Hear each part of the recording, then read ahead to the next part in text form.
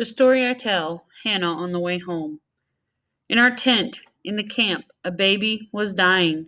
Flies teased her eyes, and her arms hung like broken sticks.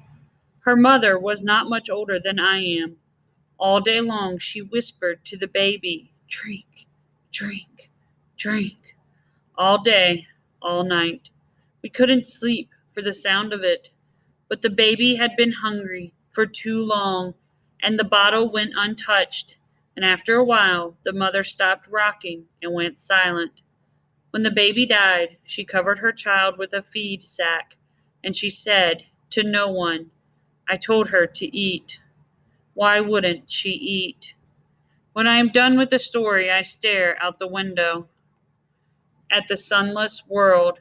Hannah stares with me. This time she's the one who cannot find any words. Library. Miss Hernandez and Mr. Franklin take us to the school library twice a week. It's filled with books on shelves, climbing to the ceilings like little buildings. Each book is like a door waiting to be unlocked. Today I sit at a table, but I don't pick a book to read like everyone else in my class. Today, I don't know why, feels like the day at the grocery store. Today I'm thinking of how my mother always wanted to learn to read, to own a book, to open one of these magical presents and see what's inside.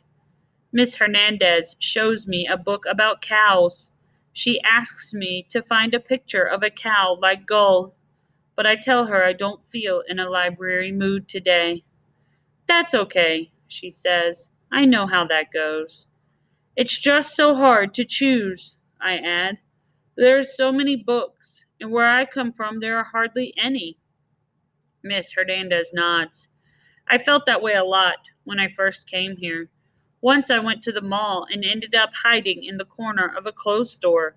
It was just too many lights, too many clothes, you know? And I still feel kind of funny at movies. Have you been to a movie yet? I shake my head. Not one of the big movies, but I did see a little one on the flying boat. I went to a grocery store, though. I started to. I whisper the last word. Cry. Miss Hernandez pats my hand. It's just too much sometimes, isn't it? When you had almost nothing, and when you know that many people still have so little. I don't know what to do with it all, I say. I kick at a chair leg. To have all this food and all these books and all this freedom, I feel sort of, I don't know the word, too lucky. It's a big gift, she agrees. I reach for the cow book. My father would have liked this book, I say. I'd like to hear about your family, Miss Hernandez says. I think for a minute. My father was a fine singer, I say. Tell me more, Miss Hernandez says. And I do. Going up.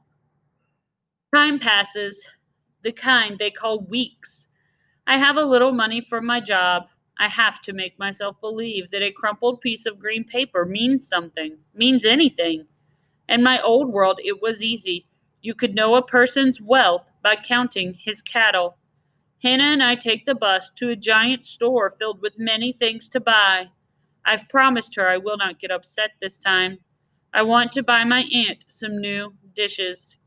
There are stores within stores here, and music and food. It's bright and big, with toys and chairs, TV machines, and t-shirts. What do you call such a place? I ask. The mall, Hannah replies. I follow her to a huge, shiny store. I've herded cattle for hundreds of miles with only the stars to guide me. But I'm certain I could never find my way out of this place. Hannah takes me to two magic silver staircases, one going up, one coming down. I watch as the stairs melt away, then reappear. It's just an escalator, she says. No big deal. Come on. I shake my head. They had these at the airport, but Dave let me take the stairs instead. Is there another way to climb? She laughs. Well, there's an elevator. That would be a better way, I think. But you gotta promise me you'll try it next time. It's fun, Hannah says. So are elevators. The elevator is hiding near a row of puffy white coats, like clouds with arms. Hannah pushes a button. We wait. A bell rings, and then the door vanishes. I follow her into the little room, waiting for us. She pushes another button. Then, zoom! Up we fly. I think I left my stomach downstairs, I say. Hannah smiles. Told you it was fun. Hearts. Hannah leads me to shelves full of colorful dishes.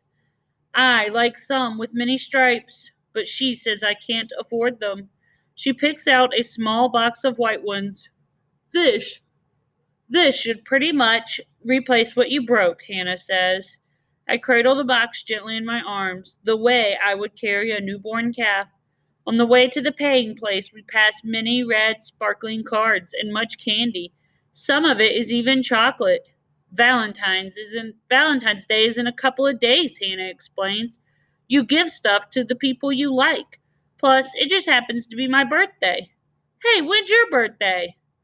I don't know, I admit. We don't have birthdays in the way that you do. But I know I was born in the time you call summer. Hannah looks confused by this news. It's hard for me to remember that she sometimes finds my ways as strange as I find hers. I must find you a gift, I say. After I pay you back money I owe you for the bus and the washing, how much do I have left?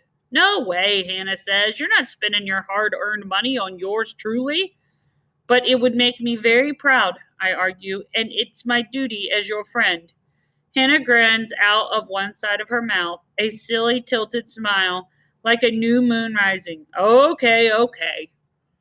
See that little box of heart candy? You could afford that. It must be chocolate, I say firmly. She scanned the shelves. Here, she says at last. She hands me a shiny little heart. Perfect. We stand in a long line. When I give the lady my money for the dishes and the heart, my own heart grows so big with pride, I fear it might pop open like a ripe seed pod.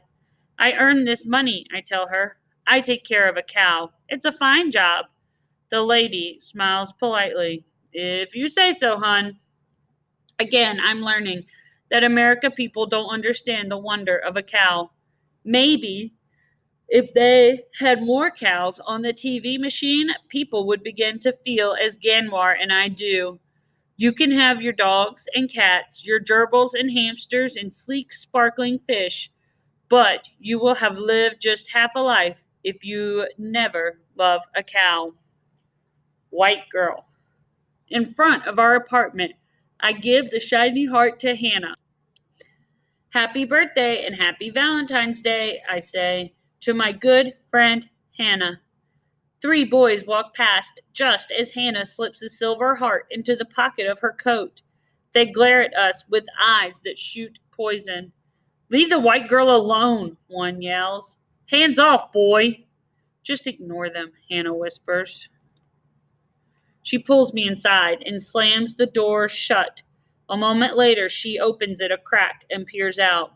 They're gone, she says. I shake my head. I don't understand, I say. Me neither, Hannah says. Me neither.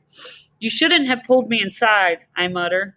They're jerks. Hannah yanks off her mittens. I didn't want you to get hurt. I'm a man, I say, standing tall. Sure you are, Hannah says. I just, didn't see the point in a fight. Why does it matter? I can't explain. Suddenly I feel tired of using words that don't belong to me. Never mind, I say. I trudge up the stairs. My aunt is surprised to see the box for me. A present, she keeps saying. A present for me? She opens the dishes and hugs me hard. You are such a fine boy, Keck, she says. I feel happy about the dishes and bad about the angry boys. It's hard to feel two things at once, so I try not to feel anything. I sit next to Ganwar on the sofa. Together we watch the TV machine tell its happy, easy stories. Scores. Every weekend, and other days sometimes, Ganwar and I go to Lou's.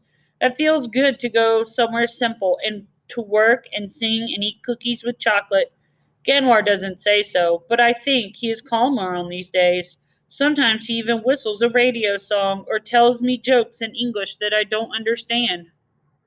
Always, though, I laugh to make him happy. One afternoon, Ganwar and I rebuilt a gate that's rotted away at the edge of a field. It's long work, and we sweat under our thick coats. The sun is still weary and weak, like a traveler too long on the road, but each day it's trying harder to warm the world. Ganwar wipes away sweat with his arm. The 6 lines etched in his forehead glisten. I will never have the gar, I say suddenly. My words surprise me. It's an idea I've never let myself think about until now. The initiation ceremony is part of another place, a place I may never return. You're lucky, Ganwar says. Why would you want such scars? Here, they mean nothing. There they meant everything, I say. I lean on the fence. How will I know when I'm a man? Ganwar keeps hammering. When you own a fine car and a house with many bathrooms, then you're a man in this country, he answers with a smile. It isn't so funny, I say. You've been tested and I haven't. You were brave. I look away. I don't want him to see my eyes and what lies hidden there. Me, I haven't been. Sure you have, Ganwar replies. You were in the camp alone. You came here alone. That's plenty brave. It doesn't take a knife in the hand of a village elder for you to prove yourself. I pick up my hammer and slam it hard against a rusty nail sticking out of the wood. It's easy for you to say. After that, I don't talk anymore, but I hammer many nails as hard as I can. Even with my gloves on, I have a good hurting blister to show for it.